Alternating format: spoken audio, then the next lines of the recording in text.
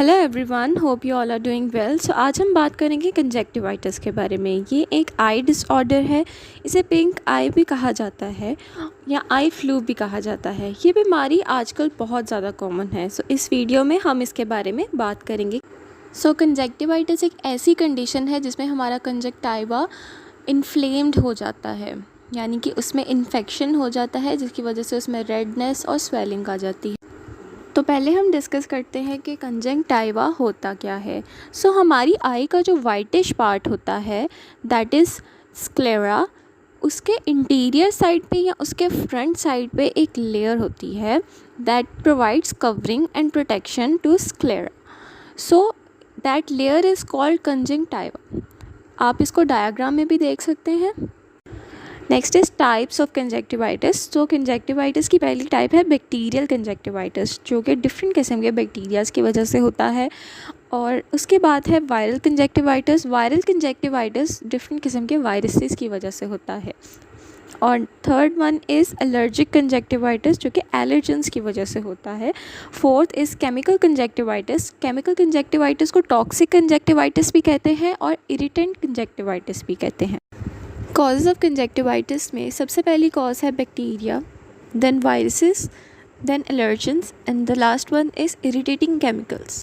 Bacterial conjunctivitis bacterial infections की वजह से होता है, जो कि ये बैक्टीरियाज कॉज करते हैं, जैसे कि streptococcus aureus, streptococcus pneumoniae, haemophilus influenza.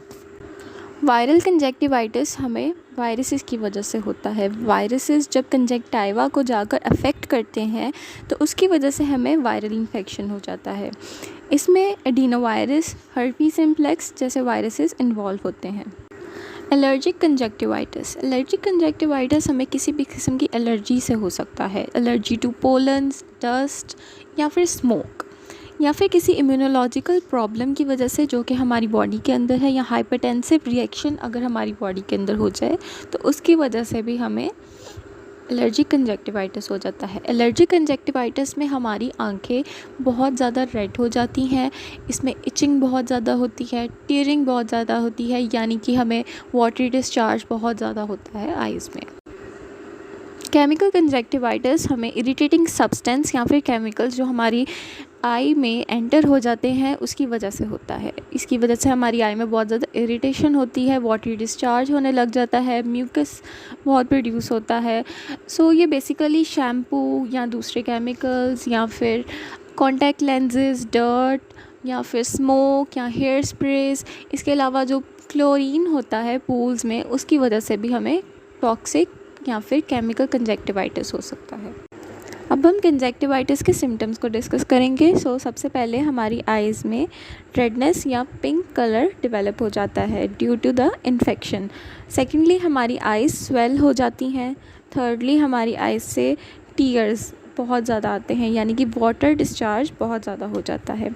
Third, हमारी आई में इतनी इरिटेशन होती है कि हमें बार बार हमारी आई को रब करने का दिल करता है।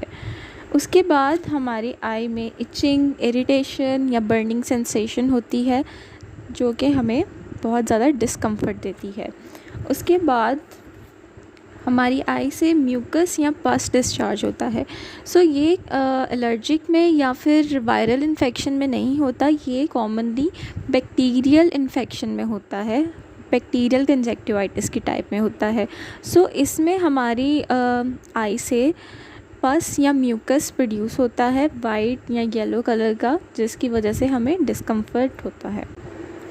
Next is pain. हमारी आइज़ में पेन बहुत ज़्यादा होती है। उसके बाद है photophobia. Photophobia means sensitivity to light. हमारी आइज़ लाइट को बर्दाश्त नहीं करती हैं। The last one is blurred vision. ज़्यादातर सीवियर केसेस में कंजक्टिवाइटिस के पेशेंट्स में उनका जो विज़न है वो भी अफेक्ट होता है। Diagnostic test. क्लिनिकली कैसे कंजक्टिवाइटिस को डायग्नोस किया जाता है? सबसे पहले फ़िज़िकल एग्जामिनेशन होती है। फ़िज़िकल एग्जामिनेशन में आइज़ में redness, swelling, watery discharge, discharge of mucus या पस देखा जाता है, और सेंसिटिविटी टू लाइट भी चेक किया जाता है। Second is culture of conjunctiva tissue. इसमें कंजक्टाइवा टिश्यू को लिया जाता है और लैब में टेस्टिंग के लिए भेजा जाता है। ट्रीटमेंट या management of conjunctivitis, number 1 is antibiotics. Antibiotics उन पेशेंट को रिकमेंड किया जाता है जिन्हें बैक्टीरियल कंजक्टिवाइटिस होता है। The next one is antiviral drugs. Antiviral drugs उन पेशेंट्स को रिकमेंड करते हैं जिन्हें वायरल कंजक्टिवाइटिस होता है। एंटीहिस्टामीन ड्रग्स उन पेशेंट्स को रिकमेंड किया जाता है जिन्हें एलर्जिक कंजक्टिवाइटिस होता है। Next is cleaning of eye and conjunctiva. So eye को क्लीन करने से और अपना हाइजीन मेंटेन करने से भी बहुत सारे सिम्टम्स से रिलीफ मिलता है और काफ़ी बेहतरी होती है। The last one is warm compressions. Warm compression से हमें बहुत सारे सिम्टम्स से रिलीफ मिलता है, जैसे कि पेन, स्वेलिंग या रेडनेस। प्रिवेंशन। सो कंजक्टिवाइटिस से खुद को और अपनी सराउंडिंग्स को कैसे प्रिवेंट करना है। सबसे पहले अगर किसी को सिम्टम्स फील हो रहे हैं तो उसे अपनी आइज़ को टच नहीं करना है। Number 2, wash your hands. अपने हाथों को पानी और साबुन से अच्छे तरीके से धोना है। नंबर 3, एक साफ़ टॉवल या फिर वॉश क्लॉथ को यूज़ करना है। नंबर 4, अपना टॉवल और वॉश क्लॉथ रोज़ाना चेंज करना है और किसी के साथ भी शेयर नहीं करना है। नंबर 5, अपने आई केयर प्रोडक्ट्स किसी के साथ शेयर नहीं करने हैं। फॉर एग्ज़ाम्पल, अगर आपके घर में आपको या किसी और को, फैमिली मेम्बर को आई इन्फेक्शन हुआ है, पिंक आई इन्फेक्शन हुआ है, तो आपको अपने जो ऑइंटमेंट्स हैं या आई ड्रॉप्स हैं वो उनके साथ नहीं शेयर करने, क्योंकि हर बंदे की कंडीशन डिफरेंट होती है। सो आपको अपने आई केयर प्रोडक्ट्स किसी के साथ शेयर नहीं करने। Next is discard your current eye makeup. So अपना जो आई मेकअप है, जैसे मस्कारा, लाइनर, आप उसे बिल्कुल भी मत यूज़ करें और उसे डिस्कार्ड कर दें। Last one is replace your pillow case.